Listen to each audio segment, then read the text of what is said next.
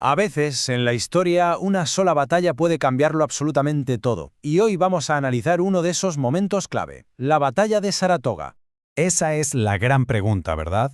¿Cómo es posible que un enfrentamiento en los bosques de lo que hoy es Nueva York terminara siendo decisivo para el nacimiento de los Estados Unidos? Bueno, pues vamos a descubrirlo. Para entenderlo, tenemos que situarnos en plena Guerra de Independencia. Los colonos, que son básicamente un ejército improvisado, se están enfrentando nada menos que al Imperio Británico.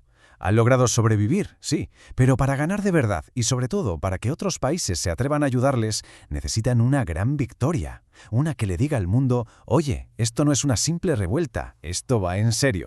Y es que lo que tenemos aquí es el clásico combate de David contra Goliat. Por un lado, el ejército británico, súper profesional, disciplinado, una máquina de guerra. Y por el otro, las milicias coloniales, gente normal defendiendo sus casas, con mucha motivación, pero, claro, con muchos menos recursos. Su arma secreta, como veremos, eran las tácticas de guerrilla. A ver, ¿qué es eso de las tácticas de guerrilla? Pues muy sencillo. En lugar de plantarse en un campo abierto para luchar cara a cara, donde los británicos tenían todas las de ganar, los colonos aprovechaban que conocían el terreno como la palma de su mano. Se escondían, lanzaban ataques sorpresa, saboteaban los suministros del enemigo y ¡zas!, desaparecían de nuevo en el bosque. Era una forma de combatir muy inteligente para desgastar a un ejército teóricamente superior. El plan de los británicos, ideado por el general John Burgoyne, parecía genial sobre el papel. La idea era simple: un ejército bajaría desde Canadá, otro subiría desde Nueva York y se encontrarían en el río Hudson. De esta forma, partirían las colonias en dos, aislando a Nueva Inglaterra, que era el corazón de la rebelión, y así podrían aplastarla fácilmente. Pero claro, el plan dependía de una coordinación perfecta, algo casi imposible en esa época. Y aquí es donde todo empieza a complicarse. Porque una cosa es trazar una línea en un mapa y otra, muy distinta, es mover un ejército entero a través de cientos de kilómetros de bosques, pantanos y naturaleza salvaje. El general Burgoyne partió con una fuerza que metía miedo, unos 7.000 hombres. Un ejército profesional, con mercenarios alemanes incluidos, muy bien armado y súper confiado en que esto iba a ser un paseo. Parecían imparables, la verdad.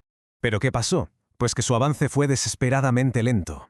Es que este dato es increíble. De media, solo avanzaban 2 o 3 kilómetros al día.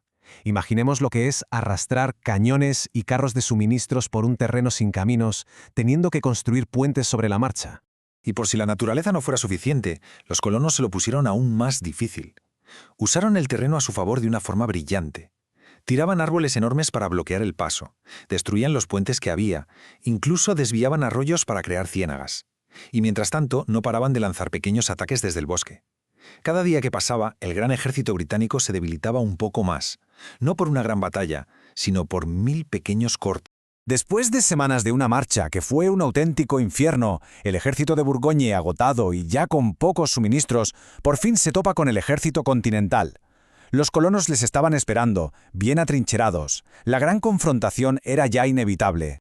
En realidad, la batalla de Saratoga no fue un único combate, sino dos enfrentamientos clave. El primero, en un lugar llamado Freeman's Farm, fue una lucha salvaje en medio del bosque, sin un ganador claro. El segundo, unas semanas después en Bemis Heights, fue el que lo decidió todo. En Freeman's Farm, aunque los británicos consiguieron aguantar la posición, el precio fue altísimo. Perdieron a unos 600 hombres y, lo que es peor, muchos de ellos eran oficiales con experiencia. Eran bajas que, estando tan lejos de casa, era imposible reemplazar. El ejército de los colonos, sin embargo, no paraba de recibir nuevos voluntarios. El momento clave llegó el 7 de octubre. Burgoyne, desesperado, lanzó un último ataque para intentar romper el cerco. Pero la respuesta fue una contraofensiva colonial durísima, liderada por un general llamado Benedict Arnold, que destrozó por completo las defensas británicas y les obligó a retroceder en desbandada. Ese fue el golpe de ración. Después de la derrota en Bemis Heights, el ejército de Burgoyne ya no tenía a dónde ir. Estaba atrapado. Y lo que pasó a continuación fue algo que nadie se esperaba, algo que dejó al mundo con la boca abierta. Este gráfico lo deja clarísimo. El ejército británico, que ya estaba muy tocado, se encontró de repente rodeado por una fuerza colonial que le triplicaba en número. No había ninguna escapatoria posible. Rodeado, sin comida y casi sin munición, a Burgoyne no le quedó más remedio que rendirse.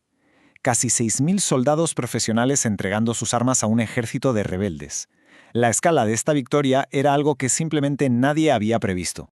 Y este es el dato fundamental. No fue una derrota cualquiera, fue la rendición de un ejército entero. Un golpe brutal para el prestigio del todopoderoso Imperio Británico y la prueba definitiva de que los colonos no solo podían resistir, sino que podían ganar. La noticia de la rendición cruzó el Océano Atlántico y provocó una auténtica conmoción. Esto no fue solo una victoria militar, cambió por completo el panorama internacional. Porque en París, la gran potencia rival de Gran Bretaña, había gente observando todo esto con muchísimo interés.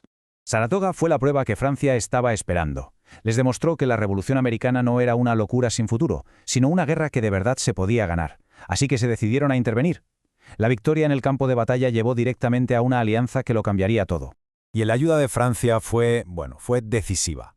No solo enviaron dinero y armas, su flota naval fue clave para competir con los británicos en el mar, algo que los colonos por sí solos no podían hacer. La guerra de independencia americana se convirtió de repente en una guerra a escala mundial. Y con todo esto llegamos al meollo de la cuestión. Vamos a resumir por qué esta batalla en un rincón perdido de América es considerada por todos los historiadores como el gran punto de inflexión de la guerra. En resumen, Saratoga lo cambió todo. A nivel mundial consiguió la alianza con Francia. A nivel interno subió la moral de las tropas y de la gente por las nubes. Y para los británicos convirtió su pequeña rebelión colonial en un conflicto global carísimo y muy difícil de ganar. El sueño de la independencia dejó de ser un sueño para convertirse en una posibilidad muy, muy real. Y esto nos deja con una última idea para pensar.